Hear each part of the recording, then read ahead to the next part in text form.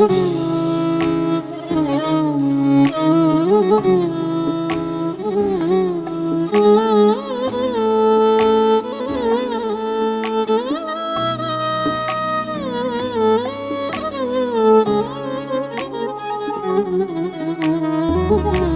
نتحقق حلم إنسان بالدنيا ما يظل زعلان، لما تزرع ضحكة صغيرة بوجه الإنسان التعبان.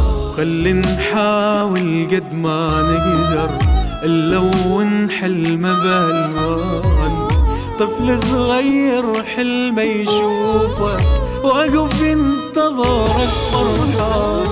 خلي نغير حاله الأحسن، جايك احنا نقول له اطمن، واحد من أجمل أيامه هذا اليوم راح يكون. نلعب نفرح احنا سوية، خلي نغير يوم شوية، أنا وانت هدفنا واحد، أول حلم أول حلم أول حلم أول حلم أول حلم.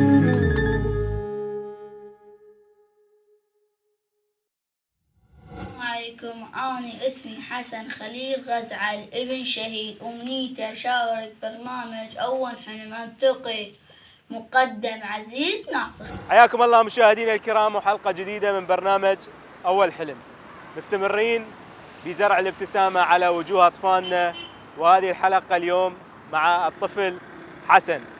حسن طفل من ذوي الشهداء، والده قدم نفسه خدمة لهذا الوطن، فإن شاء الله الرحمة والغفران لكل شهداء العراق، والبرنامج مخصص لهذه الشريحة من أطفالنا حتى نقدم لهم كل الدعم ونرد الدين للدماء اللي قدموها في خدمة هذا البلد. حسن حسب ما عرفنا من أهله أنه يتمنى يلتقي بالمقدم عزيز ناصر، وأيضا بالرسالة ذكر أنه يلتقي بالمقدم عزيز ناصر، وأهله ذكروا أنه عنده حب لشخصية المقدم عزيز، وحسب وصفهم أنه يصفه بوالده.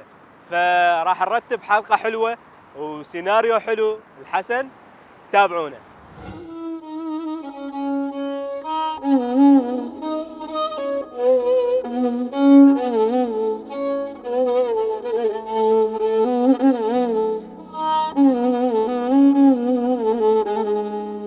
سوني وين؟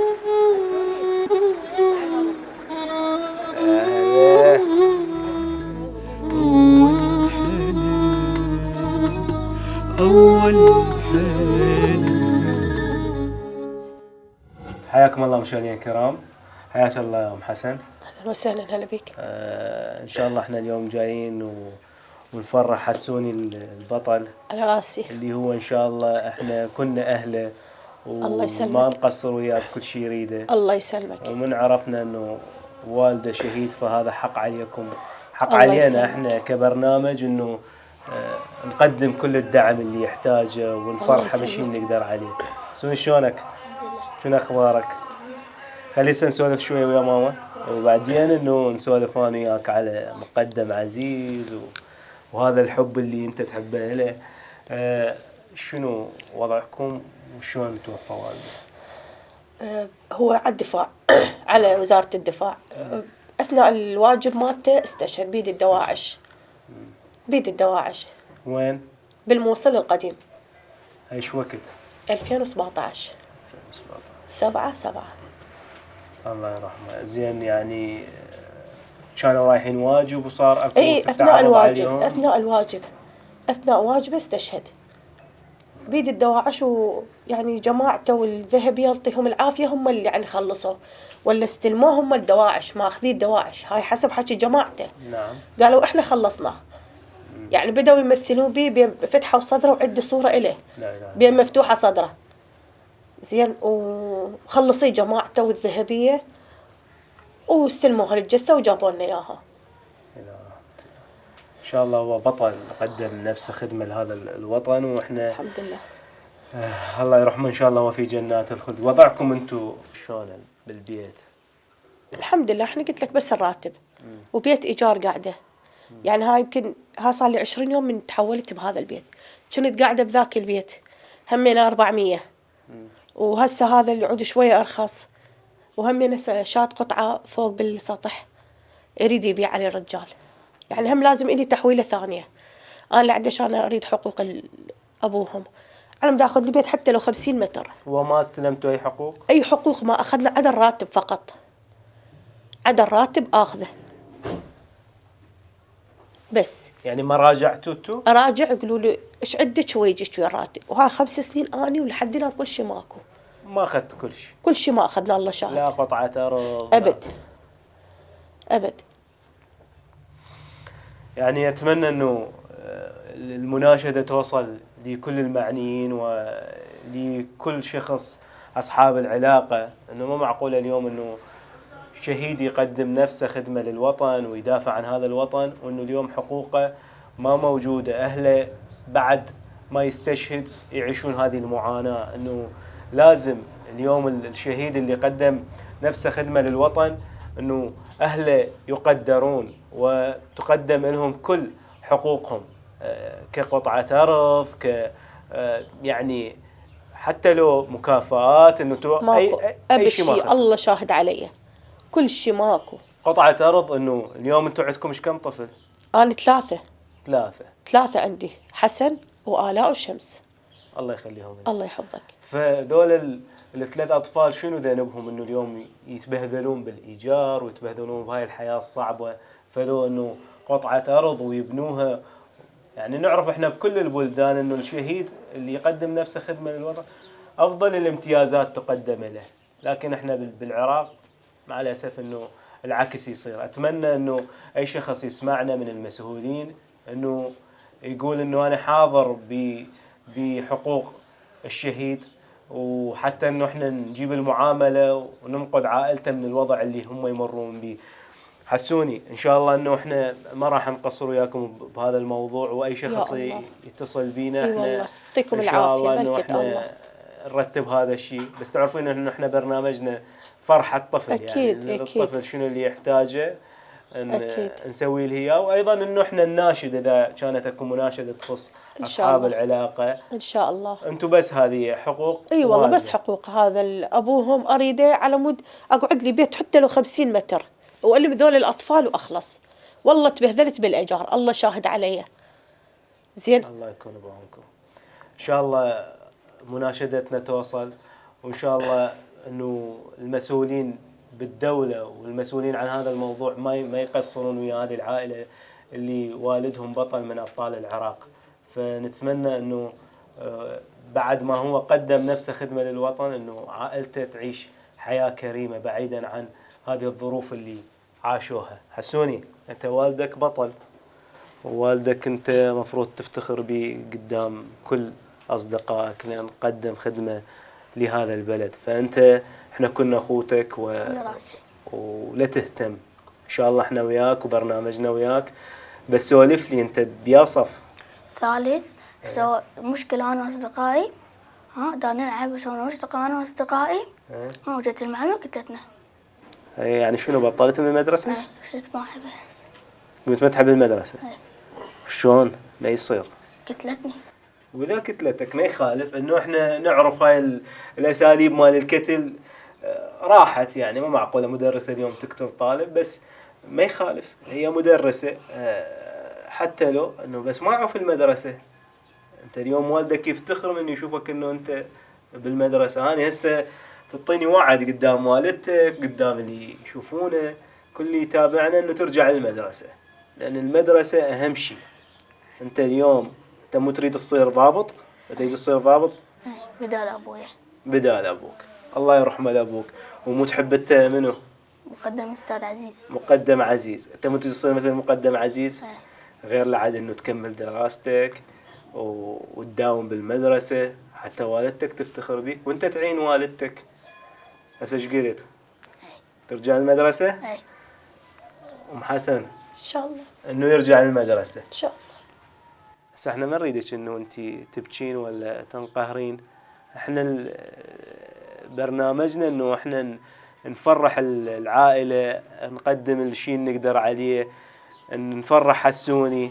اتمنى يلتقي بمقدم عزيز ونسوي له حلقة حلوة. احنا ان شاء الله نسويها واحنا كنا اهلكم. راسي الله يسلمك. هو هدف برنامجنا انه احنا عوائل الشهداء اللي قدموا خدمة لهذا البلد احنا وياهم. شنو اللي يريدوه بالمعاملات نتحرك وياهم. ابنهم اي والله. نقدم له احنا الدعم المعنوي اللي اي والله. يحتاجه ونفرحه بالشيء اللي نقدر عليه. اي والله انا اريد من الله ومن عندكم وكل من يسمعني، اريد بس حقوق هذا ابوهم، بس حقوق. اريد اقعد ولو حتى بيت هيك قلت لك 50 متر وهيك من طين اقعد، وما حد كل ساعه واحد يدق بابا ويقول لي اطلع من البيت اريده. والله ها صار لي 20 يوم قاعده هنا وشاد لي قطعه هسه اشوفها فوق القطعه شادها يريد يبيعها للبيت، وهم لازم هم لي تحويله ثانيه. ها عود بيت شوي ارخص والله هي القدوته بالقراصه طب شوفه اراوي لك اياه. ايش قد ايجارها؟ هذا عود 250. زين. الله يكون لكن بعونكم. القاعده بيك 400. الله يكون بعونكم. ان شاء الله اليوم مناشدتنا وصلت، واحنا ما نريد نحكي بالامور اللي تضوجنا، نحكي بالاشياء اللي تفرحنا. حسوني تحب مقدم عزيز؟ اي. وين متابعه؟ على اليوتيوب. على اليوتيوب. وين متابعه؟ اي. زين ايش عجب تحب مقدم عزيز؟ احب اعتبر نفس ابوي. تعتبره نفس ابوك؟ وين شايفه انت يعني يا مشاهد يا مقاطع تحبها اكثر شيء له؟ مال هذا ابوه ميت اسمه موسى. هذا الاخير اي. اللي صور اللي غنى؟ اي. ها. هذا وهذا يبيع العلج. يبيع لك يعني انت تحب الاني يحب الاطفال ويساعدهم؟ زين انت شو تريد من عنده اذا شفته اليوم؟ بس اريد اطلع حقوق ابونا. اها. تتمنى تلتقي به؟ والله احنا اليوم نشوف، احنا اليوم نسوي حلقة لو نشوفه لو ما نشوفه جوز ما موجود هو. ما شو تضحك؟ هو يجي يحبه هيك متابعه؟ موبايل الطهياء 24 ساعة قاعد بس مقدم عزيز. حتى قلت له ماما تمل كل ساعة تعيد اللقطات كل ساعة تعيدهن. يقول ماما حلو أحبه. يقول هذا أبوي أنا أحسه هذا أبوي قريب إلي. الله شاهد عليه. يقول له شوفي باع ماما شلون قلبه طيب، باع شلون يعامل الأطفال، شلون يحكي على هذا بالطيور. يقول باع ماما شلون يساعد هذا الولد. ان شاء الله احنا اليوم نسوي لك حلقة حلوة ونفرحك بالشيء اللي نقدر عليه. بس اهم شيء انه احنا تكمل مدرسة. حتى اذا مقدم عزيز يعرف انه انت عايف المدرسة ما راح يقبل لك هاي زين هو يقدر هسه يرجع؟ والله ما أعرف، أروح أراجعهم وأقول لهم. زين ايش عجب يعني تركتي الموضوع؟ تركت مو يقول لي ماما أنت حتى لو أرجع ترى انهزم يعني من المدرسة ووقت الحل أرجع. فخفت بعد قلت على من أخاف صدق يطلع، وأنا أخاف عليه الولد أكثر من البنية. زين أخاف عليه. قلت له زين أحط لك خط. ايه. وقال ماما حتى تحطي لي خط أنا أظل أختل بالساحل وأختل يم الحمامات وهاي وما أروح ما أطب جوا. حسن قافل؟ قافل فد نوب. لا ماكو. هسه انا قلت لك توعدنا قدام الناس انه انت المدرسة ما تتركها. كمل مدرستك وصير ضابط مثل مقدم عزيز، تصير مثل والدك تفتخر بيه، حتى انه والدتك تفرح بيك تشوفك تكمل. خواته بالمدرسة. مدرسة إيه؟ آلاء صف ثالث ما شاء الله. وشموسة أول. ما شاء الله. يعني آلاء وشموسة مكملات وانت لا ما يصير. هسه لازم تكمل مدرسة. زين احكي لي متابع برنامجنا؟ ايه. يا حلقة عجبتك؟ مع رزاق. ها اللي راحت مع رزاق. ايه. عجبك انه تطلع وتلتقي بالشخصية اللي تحبها. ايه. هسه احنا لعد نجهز ونخلي لك مفاجآت احنا نسويها بحلقتنا. ايه. ونطلع انا وياك تجين ويانا انت بكيفك تحبين ناخذه ويانا. هو ابننا اليوم ناخذه ويانا نسوي له فد سيناريو حلو وان شاء الله احنا ما راح نقصر وياك. كيفكم؟ ان شاء الله. بكيفكم. بعد عندك اي مناشدة تحبين لا تقوليها؟ والله بس هاي الله شاهد علي. واللي يسمعني بعد بقت يم مروتهم. فقط موضوع بس الحقوق الشهيد فقط. حقوق الشهيد. ان شاء الله. مشاهدينا الكرام راح ناخذ حسوني حضري له شغلات حلوة ابقوا ويانا.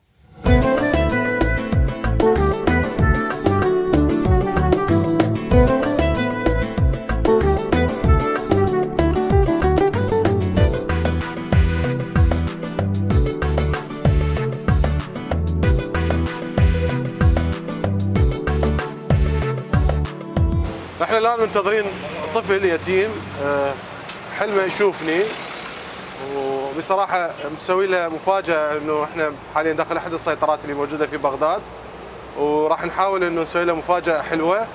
هم حاليا جاي يتجولون بغداد يسالون على اساس بالسيطرات، يقول لهم وين مقدم عزيز، ومن ضمن السيطرات متفقين ويا هذا البرنامج انه هذه السيطره ايضا يسالوها وين مقدم عزيز، وراح نكون احنا بالمراقبه لهذا الطفل، وراح اليوم ناخذه ونفرحه ونعرفه على الشرطه، وايضا نشوف الدوائر اللي موجوده عندنا قريبه علينا، اضافه الى ذلك نروح نتغدى ونشتري ملابس ونعيش يوم كامل.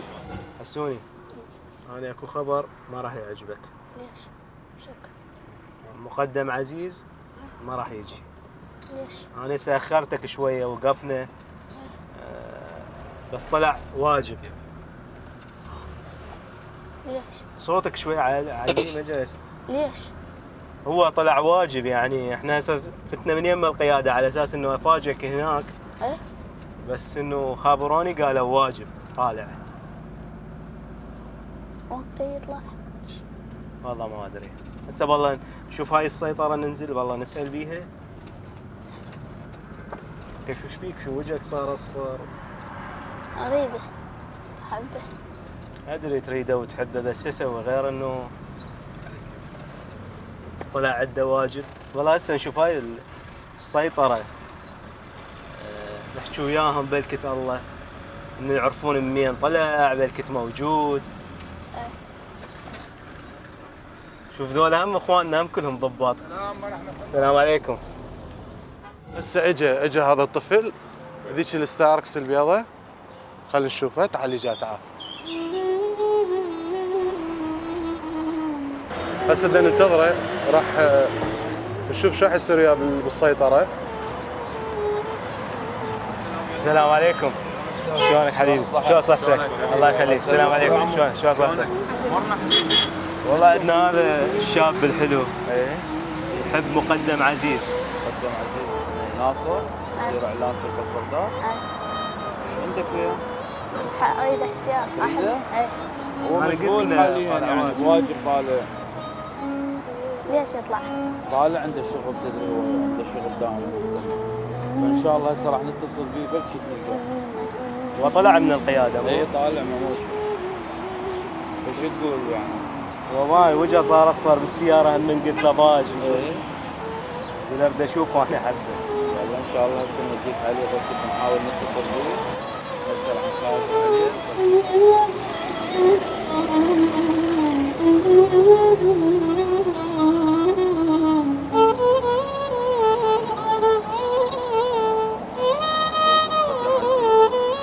على من جايين؟ على مقدم عزيز. شو تريدون منه؟ اريده. شو يصير منه انت؟ ما اعرف. لا شنو جاي عليه؟ ليش احبه؟ تابعه؟ صديق المقدم عزيز. ابن شهيد. الله يرحمه. ويحب مقدم عزيز، ويقول امنيتي انه انا التقي فيه. فاحنا كنا على اساس انه نلتقي بمقدم عزيز، بس طلع واجب. زين احنا موجودين، احنا نقوم بالواجب. لا اريده هو. الا هو شخصيا. زين شلون هسه مين نجيب لك مقدم؟ اتصلت عليه مغلق تليفون. والله اتصل عليه، والله جرب اتصل عليه. جرب اتصل عليه. شو تضحك؟ ترى مو مقلب من مقالبي ولا كل شيء، يعني هو ما اسوي مقلب انا وياه. الشرطه النوبه. اتصل عليه والله. يتصل عليه حتى اذا ما هاي نرجع. اي لا شو تسوي؟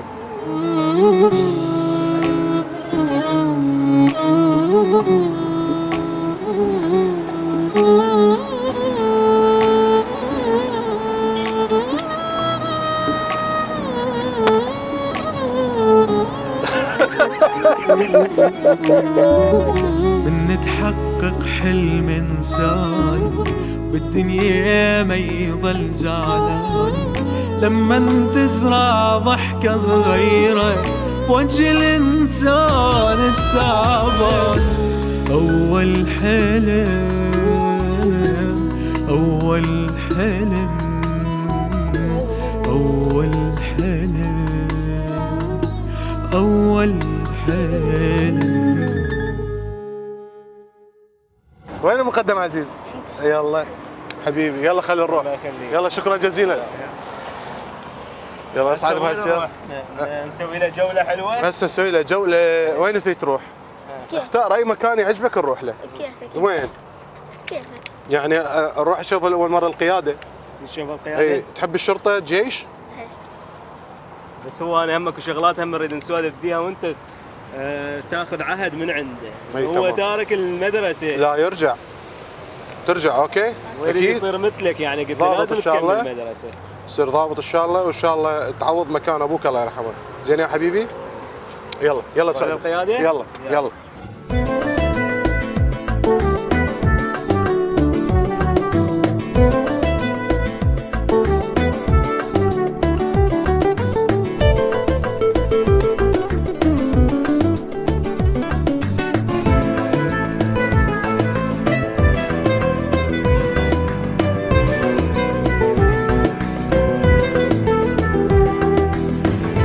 احنا راح نطب هسه على قائد شرطة بغداد.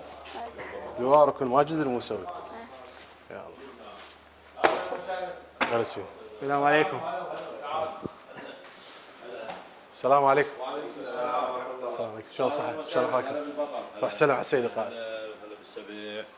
هلا. السلام عليكم. السلام عليكم. شلون صحتك؟ الله يخليك. السلام عليكم. السلام عليكم. السلام عليكم. الله يعزك سيدي. السلام عليكم سيدي. السلام عليكم. السلام عليكم غاد. السلام عليكم غاد. استريح سيدي العفو استريح. استريح. تعال قاعد. شو اسمك؟ حسن؟ حسن. إيه. حسن يا اهلا وسهلا. يتيم خطير؟ حسن يتيم والده استشهد بعمليات الله الموصل، يرحمه. مو صحيح؟ اي نعم. بالفرقة 16 جيش عراقي. خطير. اي ف هسه وين قاعد حسن؟ ويا من؟ ويا امي. ويا امك. وين قاعدين؟ بغداد لو بالموصل؟ لا بغداد بغداد وين؟ حي بساتين. بحي البساتين هاي يم الشعب. نعم. خطير. بس هم بيت قاعد ايجار لو ايجار. ايجار. عندك اخوان بعد لو بس انت؟ لا اخوان عندي اثنين. اثنين. هسه بالمدرسه انت تداوم لو بطلت؟ بطلت. لا حرامات. لا كون اول شيء اول خطوه مدرسة، أول رجع خطوة المدرسه. يرجع المدرسة. اي والله نسجله الوثيقه مالته بالموصل لازم. لا موجوده لا. بس هو صاير اكو حادث بالمدرسه أي. هو وصديقه اي ومبطل خايف من المدرسه لان لا ضاربته. روح لها المدرسه هاي مثل والدتك عمو. اي اي والله يروحون. شو اسمها مدرستك؟ شقق. بالشقق المدرسه بداخل الشقق هاي اللي يم الحي البساتين. ما يخالف هناك عندنا عمي الشعب اذا تريد انا اجي وياك والله. احنا اكو احنا اكو شغله انه اهله رادوها وهو هم يعني انه هو حقوق والده لحد هسه كل شيء ما مات. عجب ليش؟ يعني والله. لا قطعه ارض لا كل شيء لا. اكيد المعامله يعني المفروض المجلس التحقيقي مال الاستشهاد ابوه يكون ينجز مثلا اثناء الخدمه ومن جراها يعتبروه شهيد. تتبعها بعض الامور. هم عندهم دائره مختصه بالشهداء والجرحى. هسه راح نتابع موضوع سيدي. اي بالداخليه ما شاء الله يعني السيد الوزير شخصيا هو يتابع. هسه راح نتابع موضوع. استاذ زامل صندوق هو هم يريد يصير ضابط. اي ليش بس ما يصير والله؟ ضابط يراد بالمدرسة. تكون تجتهد بالدراسه تكون تنجح. حتى هو شكله ما شاء الله يعني ذبته منها مبين يصير ضابط. اي هو متابعني. متابعه. اي جيد. قايل لاحمد مراسل احمد. اي قال انا حلمي اشوف مقدم عزيز. يقول والدي الثاني. اي فجاي جهنا للسيطره سوينا له بارك الله مفاجاه. بك بميزان حسناتك والله يعني ذولا اولادنا يعني صح والده استشهد ضحى في سبيل الوطن بس احنا اهلك عمو. شو تريد احنا حاضرين والله بارك الله يعني عليك. حتى الايجار اي شيء اذا يحتاج مراجعه للدفاع احنا نتابع. نروح نتابع. ما يقصرون ان شاء هسه الله. تابع اليوم. اي والله ما اي والله الله يقصرون. يوفقك يعني تنبخوا بالخليه الامنيه يعني كلهم اصدقائك. اليوم ان شاء الله أيوة. اليوم.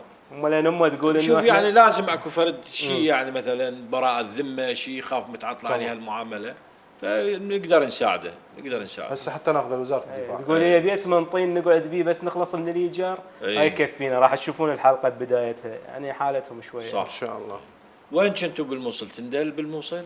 لا مو احنا هم قاعدين. من لا، لا. اهل بغداد. هم من اهل بغداد بس ابوه والده مستشهد مستشهد بالموصل. بالعمليات مال التحرير مال الموصل. بلي والله مقدم عزيز لا تقصر. لا ان شاء الله إي سيدي. والله. هو هم راد يشوف القياده. هلا يقول له شوف شنو حياتك. الشرطه شنو إي. وضعهم حتى لما نصير ضابط يصير عندي تصور على الموضوع. وهم شايف حلقه محمد اللي الطفل محمد. اللي اجى قبل إي. مده هم. إي. محمد هم جبناه هنا بهاي الغرفه. إي. يلا سلم على السيد القائد حتى حتى اذا نروح. هاي روح للمراكز خليه لا هسه راح اسوي له جوله بالقياده.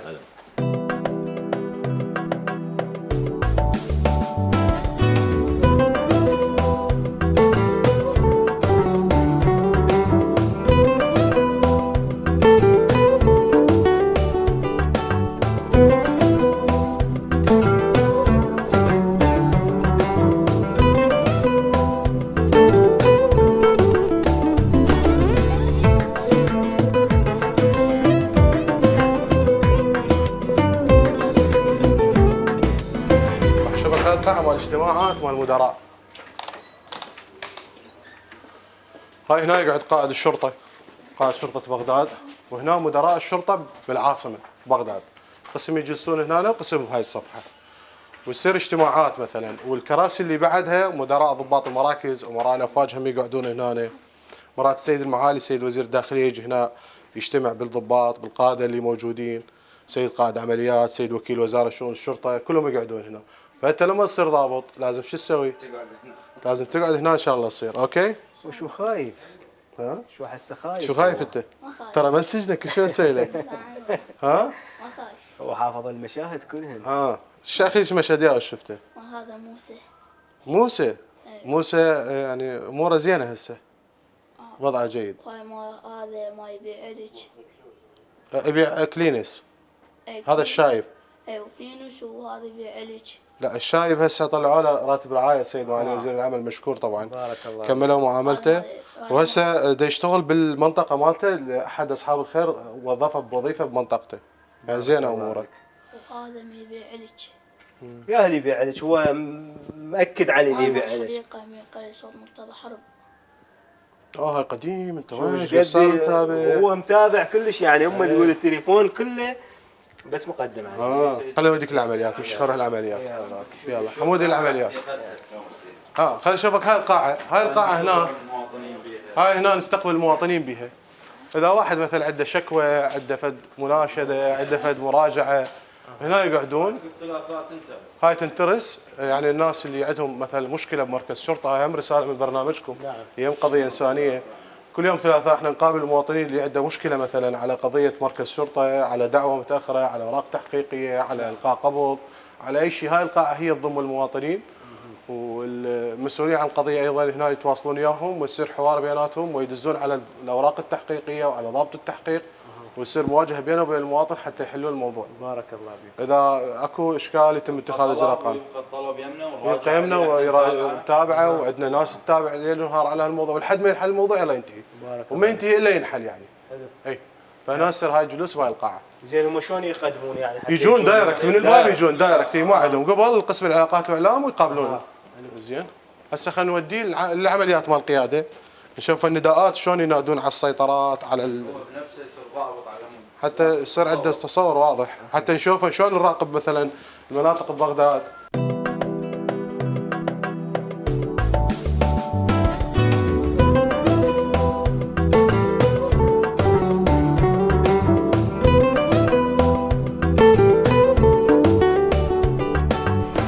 هسه انت ضفت للقائمه، لازم هاي دائما هم ازورك وهم اتواصل وياك. هاي احمد دائما يضيف لنا القائمه. اي طلعت ويا الحلقه ما شاء الله. شو اطفال العراق كلها طلعت. الحمد لله. الاطفال يحبوني، يعني دائما اتواصل وياهم، ويشوفون مثلا التواصل هذا الانساني يخلق يعني ود بين الطرفين. انا احب لين يساعد الاطفال. بالمناسبه انا هم ناطق رسمي باسم هيئه رعايه الطفوله. يعني عليهم هم موضوعهم متابعه. السلام عليكم. السلام ورحمه الله. اهلا سيدي. السلام عليكم. شلون الصحه؟ احنا احد اصدقائنا اللي يصير ضابط. السلام عليكم. شلون الصحه؟ استاذ احمد مقدم البرنامج. فقلت له احنا هنا هواي نشتغل، عندنا شغل هوايه، فنتابع حركه الدوريات، نتابع الوضع. فهو يريد يشوف انتم شلون تشتغلون، شلون تصرفون. شلونك عمو؟ شلون صحتك؟ الحمد لله. طموحك تصير ضابط؟ عافيه بالسبع.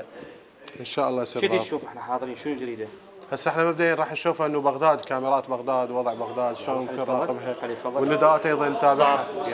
فوق فاضل ويلا فوق طه. خلينا نشوف الكاميرات. هسه اضرب لك مثال. طه افتح لنا الكاميرات. شوف هاي بغداد. هسه هاي كل الساحات عندنا كاميرات مراقبه موجوده بمحافظه بغداد، وهي تدار من قبل شرطه بغداد، وممكن نتابع حركه التقاطعات، الشوارع، هاي الاماكن الرئيسيه اللي موجوده بالعاصمه. زين يعني هسه اي منطقه تختارها، مثلا الجسر اللي عبرتوا عليه هذا وينه؟ ثالث كاميرا جوا. لا هو راح يسمع بلبل السيطره، واحد نداء بغداد. يعني اقوى شخص ينادي بالعراق هو هسه موجود عقيل عليه. خلينا نشوف النداء، تعال. خلينا نشوف النداء. عرفنا عليه وش اسمه؟ حسن. حسن حسوني هلا حبيبي. حسن والده شهيد بحرب الموصل. الله يرحمه. الله يرحمه. اي والله ان شاء الله. والده كان بالفرقه 16 احد ابطال فرقه 16 جيش عراقي. الله يرحمه. عنده ايضا موقف بطولي بعمليه استشهاده. وهو مبطل والده هو مبطل من المدرسه، لازم يرجع المدرسه حتى يصير ضابط. طبعا ضروري يرجع اول خطوه هي يرجع تصير المدرسه. 7 وتنجح وتكمل دراستك حتى تدخل كليه الشرطه وتصير ضابط مثل ابوك الله يرحمه 7 ان شاء الله وبطل. شو تحب النداءات؟ تسمع النداءات؟ انت شفت التصوير؟ مو شفتي كاميرات؟ شفت بغداد عن طريق الكاميرات؟ هسه راح اشوفك النداءات. شو تقول؟ يلا حبيبي حاضرين.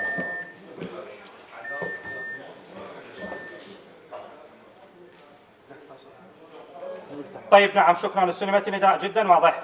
ضابط خفر با 5 القناة توصلت محل وجودك وين حاليا؟ هاي سيطرة بها كل نداءات بغداد. طيب استلمت توصلت قرب العجلة المتروكة.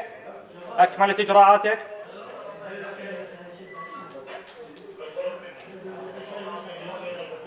نعم باقي التفاصيل تتصل بينا وعن طريق الهاتف. ضابط خفر عين 4 القاهرة توصلت. ضابط خفر عين 4 عجب.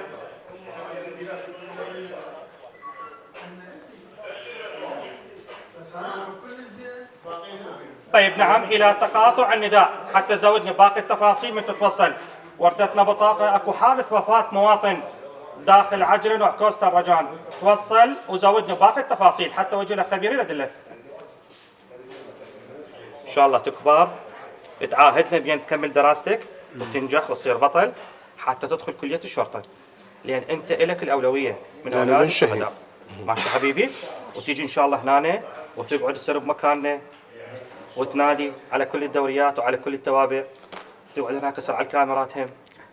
توعدنا حسوني؟ هو خايف راح يوقف. هو خايف بس لا سبح حسوني. ليش خايف حبيبي؟ الله يحفظك يا رب. الله يخليك العافية. الله يخليك. هسه هنا هاي العمليات شكو شغله تصير ببغداد بمركز شرطه، شكو تحريك دوريه، شكو قضيه تخص شرطه بغداد، فوج طوارئ، من هذا الجهاز تتحرك. السيد العقيدي ينادي عليها ويحركها للمكان اللي تريد تروح له. ماشي حسون؟ ماشي؟ يعني مثلا اذا بعد الدقه وبيك المدرسه السيد العقيدي يحرك لك دوريه. عايزك دوريه واي واحد حارش بيك ياخذوه. زين اي واحد بعد ما حد يتحرك وياك بالمدرسه. ماشي؟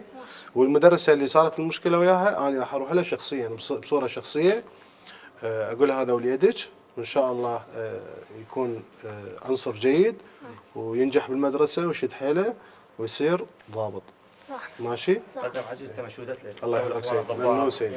كل الكادر مالك. الله يسلمك. استاذ احمد هو ايضا هو متبني قضيته ان شاء الله. يلا الله يحفظك. نتشكر من السيد شرفتونا. شكرا حبيبي. طبعا هو رجع يريد يدي تحيه لان نتعلمها. يلا صدق خذ تحيه. بطل. تعاهدنا تكمل دراستك وتصير بطل حتى تصير ضابط. عافيه بالسبع. يلا شكرا حبيبي. يلا شو ما اديت له تحيه. يلا شكرا سيدي. شكرا جزيلا. شرفتونا شكرا جزيلا. هسه ختمنا جولتنا. هسه هو شاف القياده والمكان اللي ممكن اذا صار ضابط يقدر يداوم به، يعني تقدر هاي شغل الشرطه هذا. واتصلنا بلواء يحيى رسول. نعم. حتى نرتب له مقابله ويا معالي وزير الدفاع. تمام. واي شيء حتى احنا ما نبخس حقه بالحلقه. دائما الطفل ناخذه هو نغديه ونرتب وضعه. اي ويسولف وياك، واكيد عنده سوالف يريد يسولفها وياك. طبعا. ف هسه نروح نسولف نتوجه ونشوف ايش راح يصير. يا مشاهدينا الكرام ابقوا ويانا.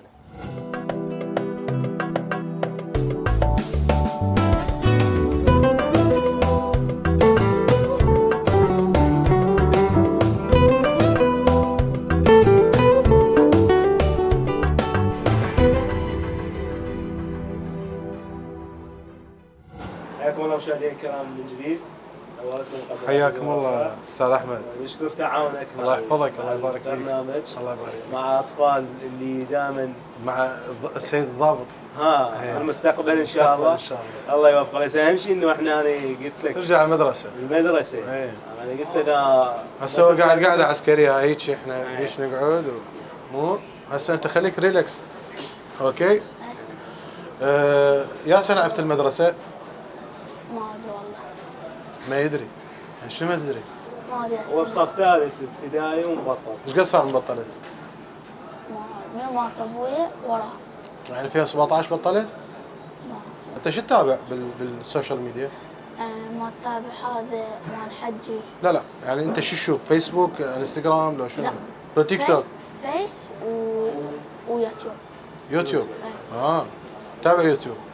شو تشوف اليوتيوب؟ اشوف بس شيء تقول التليفون مقدم عزيز. يعني ما تشوف غيري؟ وانا يمي بابا احمد حسن لا ما يبغى. اول حلم؟ احب اول. زين شلون راسلت احمد؟ موبايل امي. موبايل امك؟ ايش كتبت له؟ مو انا كتبت له. ايش كتبوا له؟ ما اعرف والله. ايش كتبوا له؟ دزوا مقطع الفيديو المناشده اللي راح تشوفه بدايه الحلقه. وتواصلوا عندنا هذا الطفل ويعني شرحوا الحاله انه ابن شهيد وكذا. رحمة الله عليه. وامنيته يتخذ مقدم عزيز وحقق له هاي الامنيه. ان شاء الله نحقق له الامنيه. مقدم عزيز من الناس اللي متعاونين مع البرنامج بسهوله، يعني نتواصل وياه الرجل يقول انا حاضر. اهم شيء نودي على المديره سيد نشوف رجعته. اي لا هو ما اعتقد هالمدرسه بعد تستقبله لان عبر هوايه يعني. عبر 5 سنين. هواي 5 سنين. لازم لنا المدرسه يعني. لازم نشوف حتى اذا نحصل يعني استثناء وموافقه معالي وزير التربيه، ايضا متعاونين ويانا مكتب معالي وزير التربيه. زين استاذ سعد ايضا متعاون ويانا مدير مكتب. نقدر مثلا نرتب هذا اللقاء. اي شيء يحتاجه وزاره الدفاع بخصوص والده هم حاضرين، يعني الناس متعاونين. السيد المعالي شخصيا مستعد يقابله ويشوفه، هو بينهم بعد. الله يوفقه. هو والده يعني قدم نفسه خدمه لهذا البلد. طبعا. لازم بس انا وياك نحكي اكثر من عنده. ما هو شو ساكت انت شو ساكت؟ شنو ببالك اسئله المقدم عزيز من ردت الحلقه؟ انت شايف سياق البرنامج، الاطفال عندهم اسئله للشخص اللي يحبه، فانت اذا عندك اي سؤال تحب تساله قبل الغداء او تريد بعد الغداء كيف؟ احنا اشوف هسه مثلا انا اتذكر مثلا معلمتي بالاول ابتدائي اتذكرها لي هسه. يعني اتذكر بالمدرسه شلون كنا نروح، شلون كنا نحب المدرسه. زين؟ انت يعني بالمدرسه ما تفكر مثلا شلون كنت بالاول ابتدائي بالثاني ابتدائي؟ ما تفكر. يعني. عندك سؤال مقدم عزيز؟ انت شو تشجع؟ محلي لا شوف هاي شلون سؤال؟ محلي لا عالمي؟ محلي عالمي. محلي الزوراء. وبالعاده اللي يشجع الزوراء عالمي يشجع الريال. بس انا لا، انا مو مثلك. انت برشلونه؟ لا انا ريالي. بس اشجع الشرطه. الشرطه شوف الريالي. يعني لا انا زورائي. وكان جيراننا بمنطقتنا هو توفى الله يرحمه.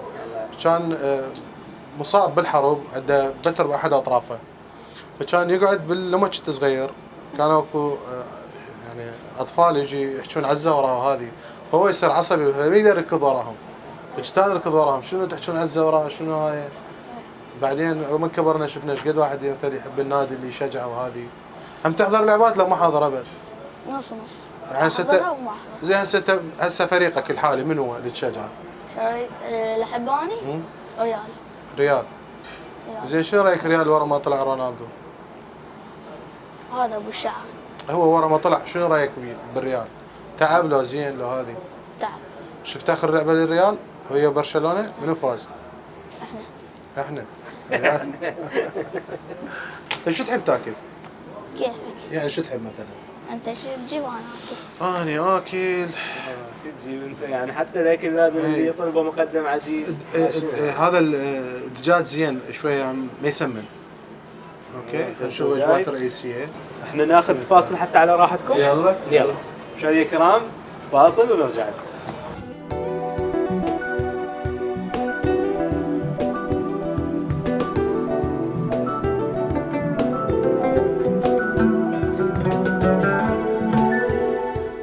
حياكم الله مشاهدينا الكرام من جديد. حياكم الله الله يعافيك. نورتنا مره اخرى. الله يبارك فيك. حسوني نورتنا. نورتنا. حسوني شنو اليوم معاقب يمكن؟ ايش بيه؟ شو ما ادري يستحي ما ادري شلون يريد يصير ضابط. ما اعرف. لا صير ضابط. والله. جيد. اول شيء شو تسوي؟ كمل المدرسه. وبعدين؟ اخلص القرايه. اصير ضابط. جيد جيد. بس احنا راح نتابع انا وياك. طبعا لا ان شاء الله راح ننسق ويا عائلته همين ويا وضعه ان شاء الله. شلون حمودي؟ حمودي انت تابعته؟ طلع ويانا هنا بهالبرنامج؟ قبل سنتين مو تقريبا؟ لا قبل سنه. قبل سنه. حمودي التقى بمقدم عزيز الولد المريض اليتيم الابوين أي. تتذكره؟ من أم وأبوه. اي عافيه. حمودي انا متابع موضوعه لحد هسه؟ اي لحد هسه بارك الله على اساس الاسبوع المضى انه تكون له عمليه ثانيه بس ما صارت يعني لان هو وضعه الصحي شويه صعب خصوصا قضايا التخدير وهاي السوالف يريد لها يعني وضعيه غير شكل بس هو زين وضعه دا اتابع وضعه كل ما يصير عندي مجال انه امر للعمليه اروح له. هو يحكي لي يقول لي انا لحد هسه لا متواصل يا واكو بعض الساده القضاة ايضا شكر وتقدير لهم يعني تواصلوا وياي بخصوص موضوع حمودي. نعم. والسيد مدير بطاقة السكن بوزارة الداخلية اللي هو مؤيد ايضا اتصل بي بخصوص موضوع حمودي. اكو هواي ناس يعني شافوا الحلقة وتعاطفوا وياه جدا يعني. هو كان موضوع ايضا مؤلم انه هو ما عنده اب وام وما عنده مستمسكات ومريض يعني مشكلة كبيرة. الحمد لله الحمد لله وبارك الله الله فيكم ما قصرتوا. حسوني احنا ما نريد نبخس حقك بالحلقة. انا اقدر هسه عندي هواي اسئله المقدم عزيز. نبقى نحكي من الباكر.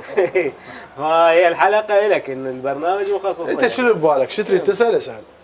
ليش سويت الصور وبرنامج للاطفال؟ ها ليش سويته؟ اي. كل طفل بالحياه محتاج سند له. بعض الاطفال مثلا عوائلهم ما تصير سند لهم. فتلقى مثلا من السند تلقى الدوله السند، الادوات مال الدوله من هو؟ او الادوات اللي متعلقه شلون ممكن تساعد الطفوله.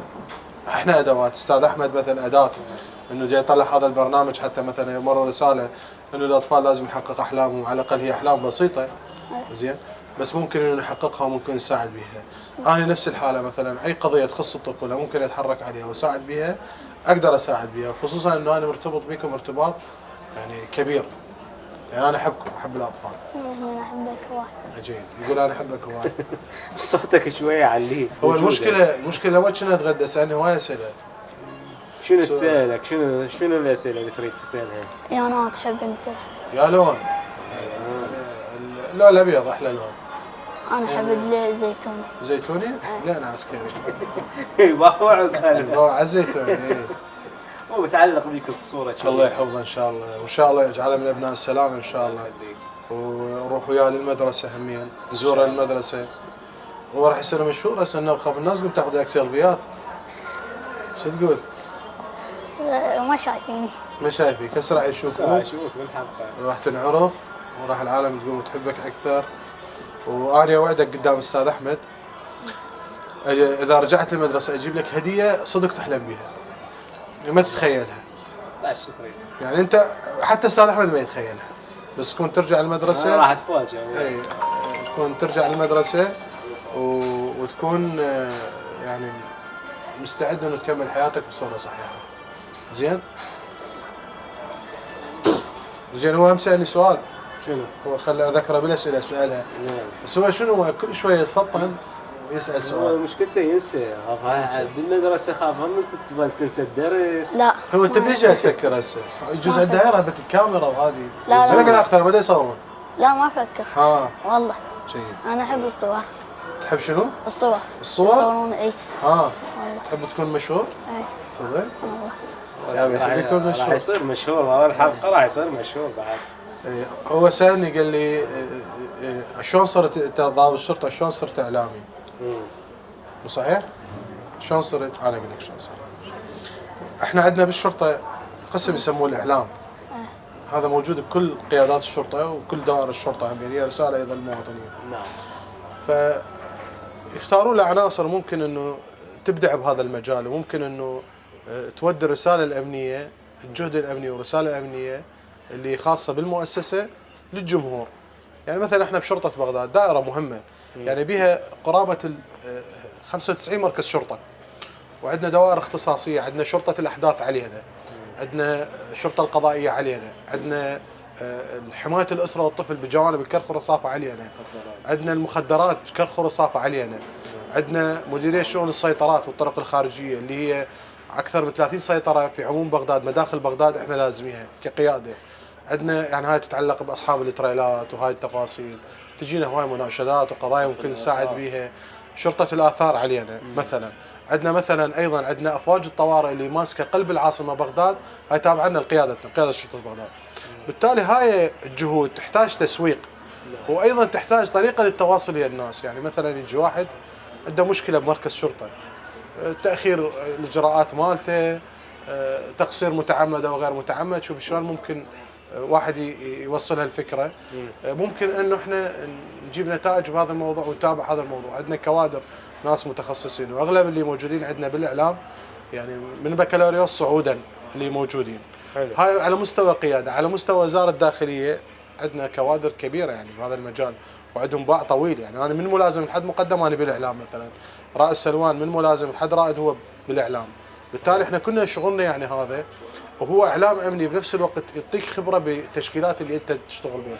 مثلا يصير عندك خبره بحمايه الاسره والطفل، يصير عندك خبره بحمايه يعني بالاحداث، يصير عندك خبره بالاثار، يصير عندك خبره بالسيطرات وعملها.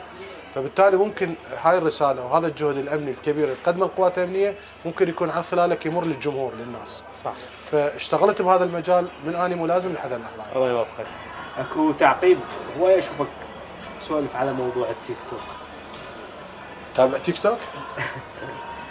احنا نتابع تيك توك هسه نخرب وياه. مو؟ لا، انت اذا تتابع بصوره صحيحه احنا قابلين. وبي ايجابي وبي سلبي. المشكله الاكبر هواي من مستخدمي تيك توك بالعراق يستخدموه بصوره قاطعه. التاثير يصير على هذا العمر بصوره خطيره جدا. يعني عمره 12 13 سنه لما يشوف تيك توك ويشوف ناس مشهورين يعتبرون نفسهم مشهورين بالتيك توك يتصرفون تصرفات خاطئه. مثلا واحد يستهزئ بوالده، واحد يستهزئ بوالده ويسوي مقالب بوالده، مقالب تتضمن تصرفات عدم احترام وعدم اجلال وعدم تقدير للوالد. بالتالي شو السبب هذه؟ سبب شرخ بالمجتمع. لما يقلدها بهذا العمر حتى يحصل نتائج، شلون هذا حصل نتائج؟ هذا تأسيس للغلط، بناء للغلط. المقاطع اللي موجوده هسه على تيك توك، مقاطع الفاضحه، بعض الفتيات مثلا عمر صغار يعني مراهقات يصرفن تصرفات سيئه، كوارث موجوده بالتيك توك وما ادراك ما التيك توك. بالتالي اكيد انا ناقم على التصرفات السيئه بالتيك توك، مو على التيك توك كتطبيق. هو تطبيق ممكن تستخدمه بصوره صحيحه وممكن تستخدمه بصوره خاطئه. بعض القضايا اللي تم ترويج لها ايضا على التيك توك مو صحيحه، لدرجه انه اكو قضايا اذا طبت لنا يعني مو صحيح توصلنا. بعد الحمد لله والشكر احنا العراقيين نضاف، داخلهم نظيف وتصرفاتهم نظيفه، بعد مو ملوثين بالطريقه اللي الناس تتصورها والاعلام يهول لها بعض وسائل الاعلام للاسف. يعني مثل قضيه المخدرات، احنا صح اكو تعاطي مخدرات، اكو تجاره المخدرات، بس احنا بعدنا كعوائل نرفضها. بعض الشباب راحوا بمنحنى المخدرات، ممكن العائله تكون مساعده ومسانده للقوات الامنيه حتى تخلص ابنائها من هذا الموضوع. فهي الفكره اللي يتحدث عنها. وكل موقع وكل مجال بسلاح ذو حدين، ممكن تاخذ ايجابي وممكن تاخذ سلبي. فاحنا ان شاء الله رسالتنا واضحه ان شاء الله، وان شاء الله كل الناس تستخدم التيك توك بصوره صحيحه. وحسوني نورت الحلقه. ان شاء الله احنا برنامجنا داعم. انتم برنامجكم اولا شكرا لك. الله يخليك. واشد علي لك، وانا قلت لك انه برنامجك هو رساله مجتمعيه بقدر ما هو برنامج تلفزيوني. يعني المهم به انه انت يقول ان تاتي خير، يعني ان تاتي متاخرا خير وان لا تاتي. يعني انت جاي تجي بقضايا ممكن تساعد بها اطفال مثلا انا متاكد اي طفل يطلع وياك راح يستفاد في شيء ايجابي. اولا تكون عنده قوه شخصيه انه جلس امام كاميرا وطلع للجمهور. اثنين عبر عن ذاته وشخصه انه له قيمه بالمجتمع. ممكن انه جنابك توجه لشخص مشهور او معروف او مسؤول او شوف شو تسميه، او الشخص هو اللي يتابعه ويحبه اللي يعتبره مثلا. نعم.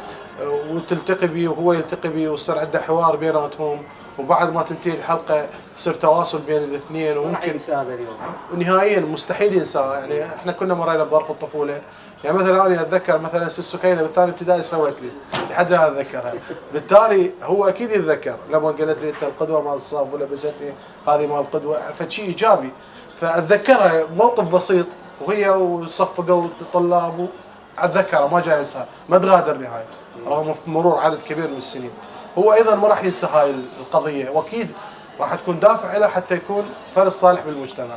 انه هو مثلا طلع برنامج تلفزيوني، هو انعرف، عنده مقاطع فيديو موجوده على السوشيال ميديا، انتشر بقناه تلفزيونيه، اجى شخصيه عامه قعد وياه تغدوا سوا، التقى بالشخص اللي يحبه، افتر مثلا شاف قائد شرطة بغداد، شاف القيادة، شاف السيطرة المركزية، شاف كاميرات بغداد، افتر بالأروقة مالتها، طلع معنا مكان عام، شاف احنا شلون نشتغل، وهذا المهم. الحمد لله والشكر. اهم شيء انه نزرع الابتسامه على وجوههم. ان شاء الله ما قصرنا وياك بالحلقه، والاهم انه انت تكمل مدرستك ونتابع. يعني احنا نخرب هاي قدام الكاميرا، احنا نخرب هذا موضوع المدرسه. يعني انت يكون عندك ثقه بنفسك وترجع المدرسه، واحنا اللي نقدر عليه ابد ما نقصر به. وان شاء الله احنا ما راح نقصر. اكيد ما نوفى. لا اشكرك مقدم. شكرا لك. شكرا لك. نورتنا. شكرا. نشكرك يا سلمان، نورتنا. الله يخليك. وان شاء الله احنا نبقى نتابع موضوع ان شاء الله نتابع موضوع وزير الدفاع ان شاء الله مع معالي وزير الدفاع ايضا. لواء يحيى رسول ايضا ان شاء الله قال ان شاء الله بعد بكره ان شاء الله نرتب لقاء السيد المعالي له ولعائلته، وان شاء الله يلتقون بالسيد حتى اذا ما طلع بالبرنامج. المهم انه يصير لقاء ويصير اي قضيه يحتاجوها حتى اذا قضيه محتاجيها بالدفاع مستعصيه ممكن احنا نمشي بها. بارك الله ان شاء الله. شكرا مقدم. حياكم الله. شكرا جزيلا. قبل لا اختم لازم اقدم لك الهديه اللي من البرنامج، انا دائما انساها. هذه هديه مقدمه من برنامج اول حلم. واحنا عندنا هديه لنا. اي ان شاء الله. يلا تمام، اكو هديه بعد لك من مقدم عزيز. ان شاء الله. مشاهدينا الكرام، وصلنا لختام حلقتنا لهذا اليوم. نشكر مقدم عزيز ناصر على تواجده معنا في هذه الحلقه، ونشكر قائد شرطه بغداد اللواء ماجد على تواجده ايضا معنا في هذه الحلقه، وايضا استقباله للطفل الحسن. ونشكر مطعم صاج الريف على ضيافته لبرنامج اول حلم، وان شاء الله مستمرين نزرع الابتسامه على وجوه اطفالنا. مع السلامه.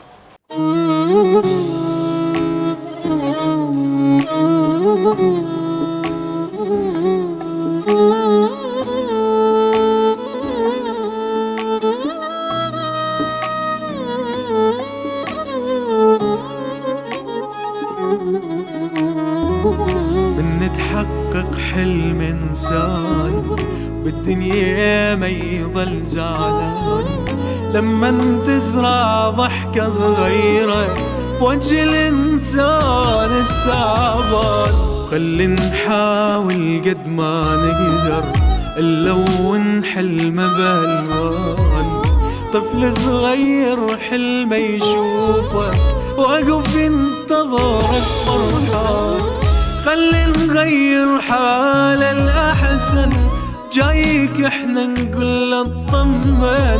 واحد من أجمل أيامه هذا اليوم راح يكون. نلعب نفرح احنا سوية، خلي نغير يوم شوية. أنا وانت هدفنا واحد، أول حلم أول حلم أول حلم أول حلم أول حلم.